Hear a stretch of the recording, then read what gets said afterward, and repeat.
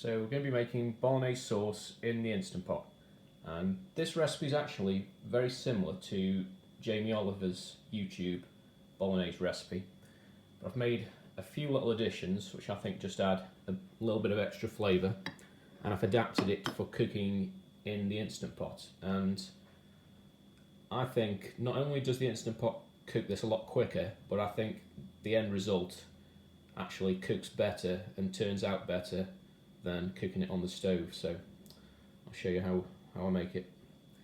Right, to begin with, we've got the Instant Pot on saute mode with some olive oil in there, starting to heat up. So we're going to go in with some freshly chopped rosemary and about 30 grams of smoked bacon.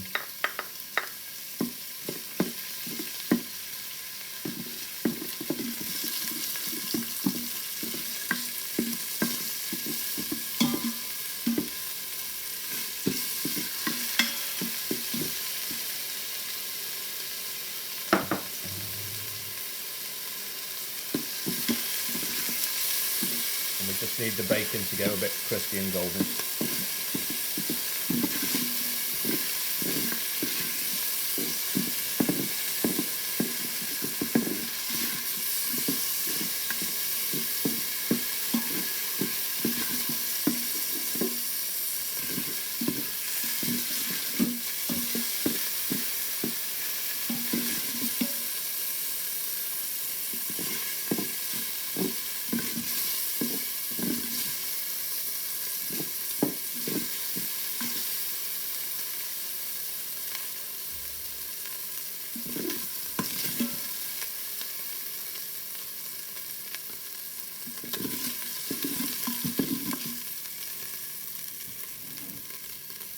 And we are now going to add in the minced beef. We have here 500 grams of beef mince. In that goes. Now, as you can hear, that's making a nice sizzle as it goes in. But what's going to happen very shortly is the natural water that's in the meat is going to start to be released. And this is quite an important step now, because we need to allow for that water, when it comes out, to evaporate away.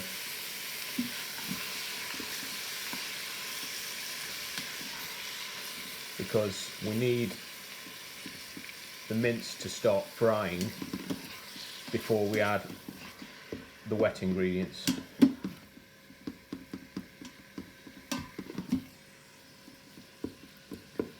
can see it's reduced the temperature in the pot now, and that's going to take a little while to build up. While that's happening, we need to keep prodding it to break up the lumps, and this is going to take a good few minutes now for that water to come out of the meat and to evaporate. So we'll come back when that's happened and we'll move on to the next step. So that excess water's now been cooked away, and we can hear the pot sizzling again, which means the beef is going to brown up nicely. And when we put the veg in, that's going to, we're going to be able to fry that, and it's going to be able to soften particularly the onions. Now, that wouldn't happen anywhere near as well if we hadn't got rid of that excess water. The other thing that we've achieved is, by reducing that liquid down, it really intensifies the flavour, and it's going to make all the difference to how it tastes in the end. So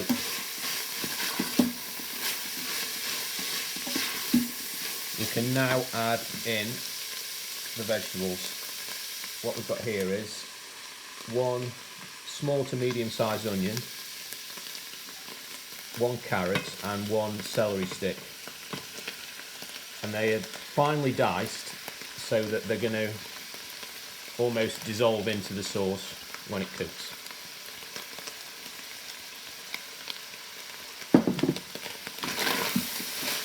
So we can stir them in.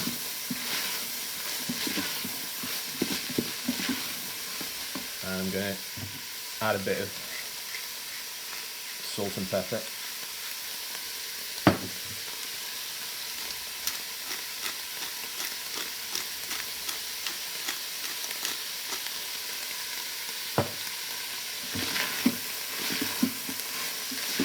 And we need to just keep stirring it. And occasionally just scrape the bottom a little bit, because now that all that water has gone and it's frying nicely, it can catch a bit on the bottom or even burn if you're not too careful, so just keep moving it.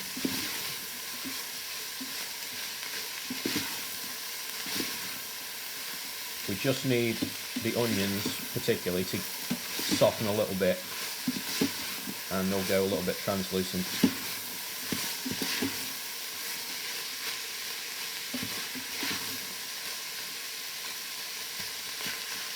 Right, also going to add in some garlic, 2 cloves there, finely chopped. And the next ingredient is an optional one, but I think it really adds some delicious extra flavour, and that is 3 chopped anchovy fillets. Now, that might seem a bit odd, but don't worry, it's not going to make the sauce taste fishy. They're going to just dissolve into the sauce. You're not even going to realise they're there, but it just adds really nice savoury flavour. But you could leave them out, but I think it really adds a little extra flavour that it's well worth it.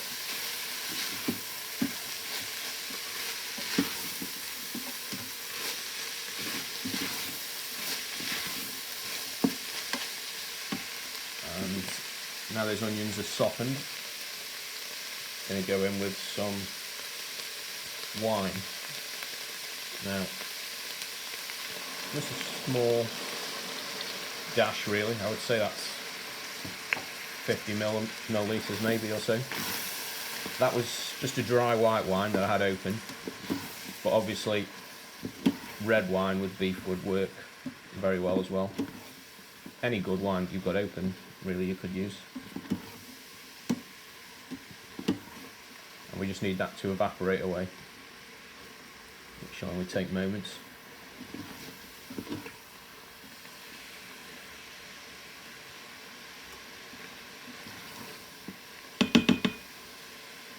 Again, the wine is not absolutely essential. It does add some extra flavour, but you don't have to use it. And we're now ready for tomatoes. Now, firstly, we're going to add about a dessert spoon of tomato puree.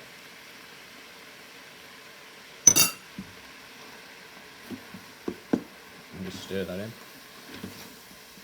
In fact, if you wanted to strip this recipe right back to basics, all you really would need would be, I would say, the beef, the carrot, celery, onion and the tomatoes. All the other ingredients you could probably leave out or add in to your own taste really.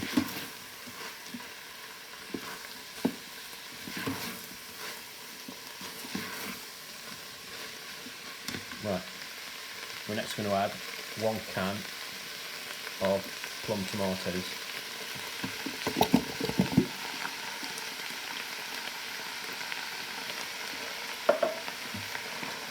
Just break them up with your spoon and stir them in.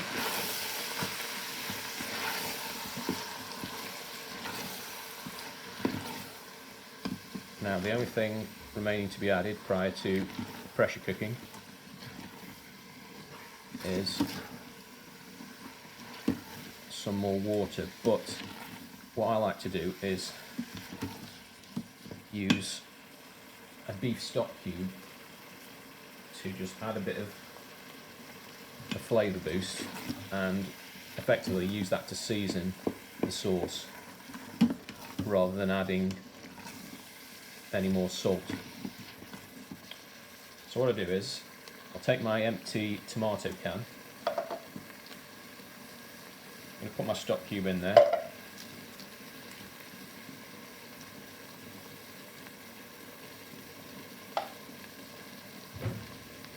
and I'm going to fill it about a third of the way up with hot water from the kettle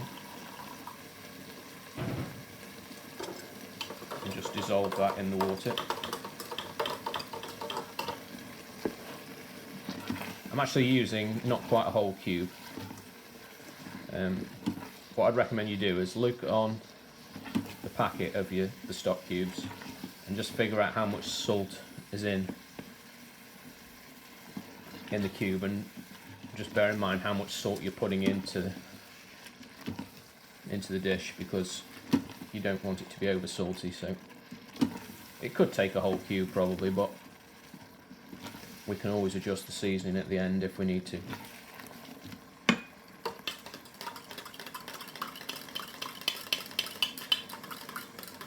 So just dissolve that stock cube in the water.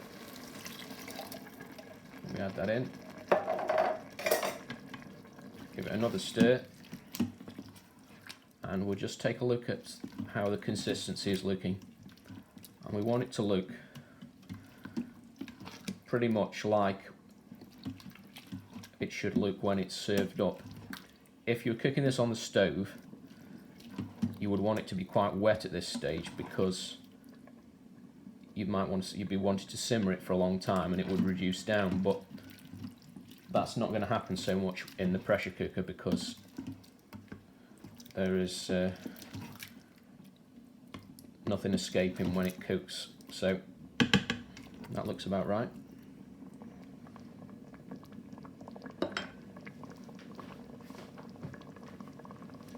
Cancel the saute mode, put the lid on, put it on sealing, and we're going to give it 15 minutes on high pressure. So the pressure cooking is now finished. Taking the lid off, it's cooled down a little bit, and we're left with an absolutely delicious, rich Bolognese sauce. Now, I think this just shows what's so great about the Instant Pot. I think if we cook this conventionally on the stove, we could simmer this for 2 hours and it wouldn't come out this good. So